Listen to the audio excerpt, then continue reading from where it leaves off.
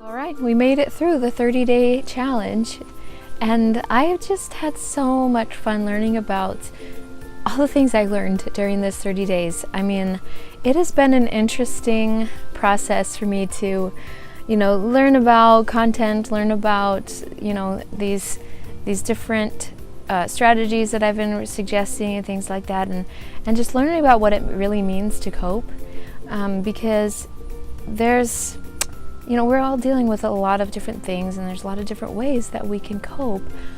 But what my hope has been is to help end this cycle that we go through between stress and consolation. That we just we go between being stressed out, being, grieving, going through our struggles, and then we just console ourselves by escaping or consuming. And that's not constructive coping. That's not going to really carry us through the stresses and the problems and things that we're enduring. Or else we do something where we're just kind of absent and then try to overcompensate for that absence. And that's not true coping either. We're just creating more problems. And so throughout this process of doing this challenge, I've really learned a lot. And I want to share with you 3 main points that I got from this whole process. And that life is not meant to just be endured. That's something that I've been learning a lot about lately, and through the podcast, through learning about family culture, through understanding about our trials and things, is that we have trials. Everybody has trials and tests and challenges, and we aren't meant to just sit back and hope and wish and pray that things just go away. But we can look at these situations and see a purpose in them, or we can be doing things in the pursuit of happiness in spite of those things.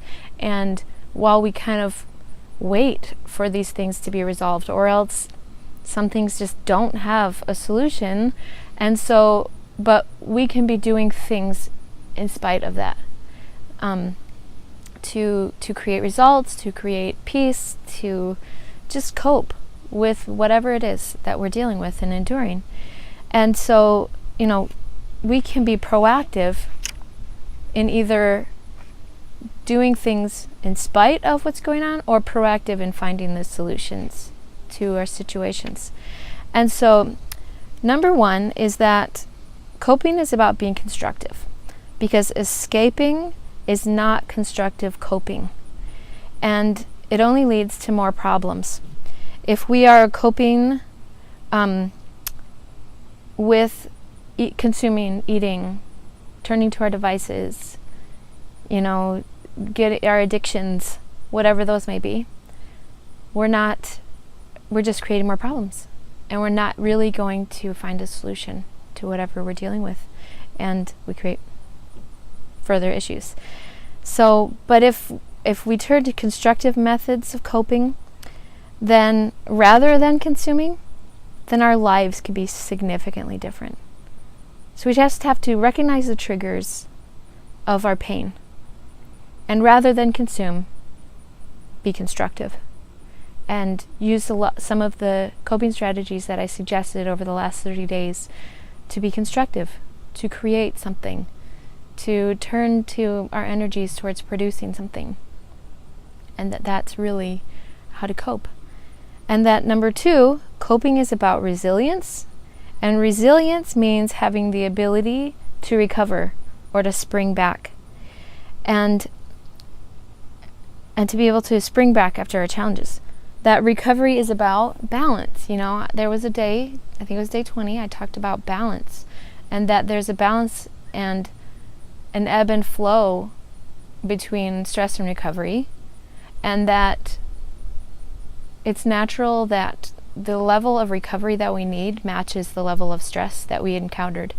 And so, a lot of times it's, we beat ourselves up for not being more resilient, but if you think of the level, the trauma of the level of the challenge caused, the amount of trauma that it created, that's the level of recovery that we need.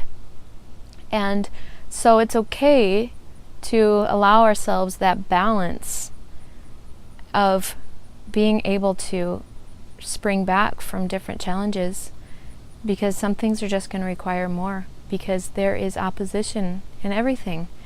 And that doesn't mean that everything has a negative side of, that doesn't mean that that there's always going to be something opposing what you're trying to do. It just means that there's a balance, that there's an equal amount of good that needs to balance out the amount of bad.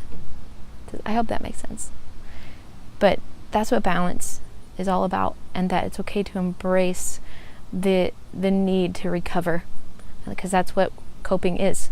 Being resilient, being able to recover. The third thing is that coping is about self-care. Because if we can't take care of ourselves, when are we going to have the time to recover? Or the energy to recover?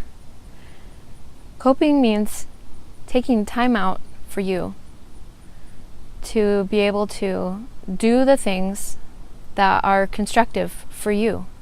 Do the things that are going to produce a better outcome for you. Not just taking the time to zone out on social media. That's not real recovery. That's not real self-care. But a lot of the days that I listed different strategies, they were all about self-care. Taking the time to exercise, to laugh, to play, to sleep, okay, to get outside, to set boundaries.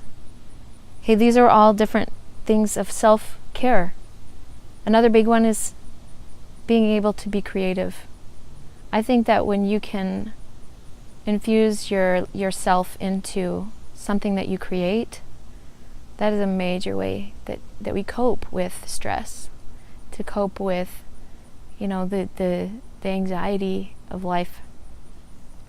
And creativity is in all of us.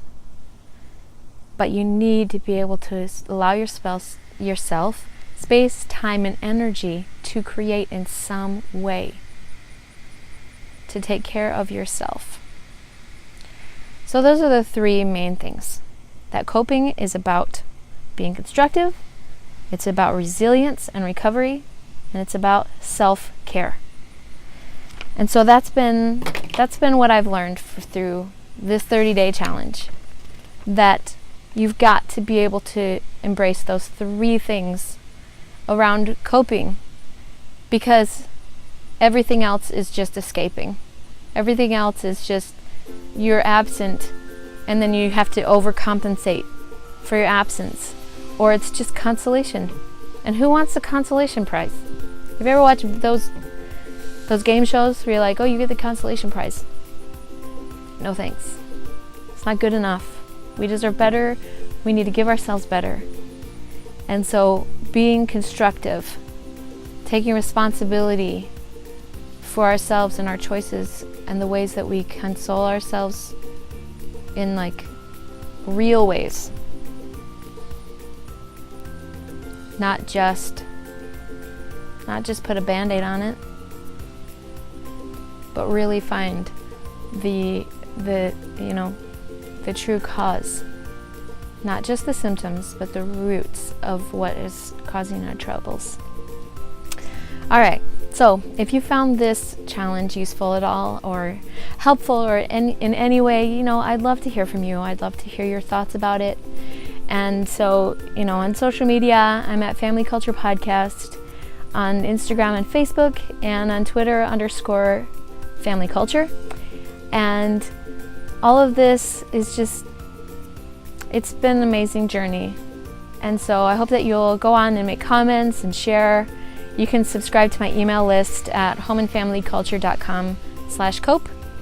And I'd love to connect with you.